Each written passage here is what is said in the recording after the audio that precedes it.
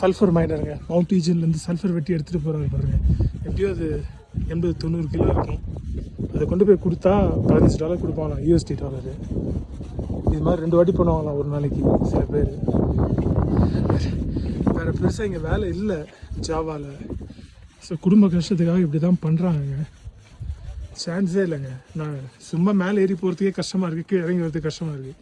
இவங்க இந்த லோடு எடுத்துகிட்டு எப்படி போகிறாங்க, என்ன பண்ணுறாங்கன்னு தெரில. அதுவும் அந்த சல்ஃபர் கேஸில் மாஸ்க் போடாமல் வேலை செஞ்சுக்கிட்டு லங்ஸ் என்ன ஆகுறது அவங்களோட லங்ஸு. ஸோ பாருங்க, இவங்க நிறைய பேருக்கு வந்து அந்த ஷோல்டர் பிளேடே வந்து இறங்கிட்டு இருக்குமா. இது தூக்கி வெயிட் தூக்கி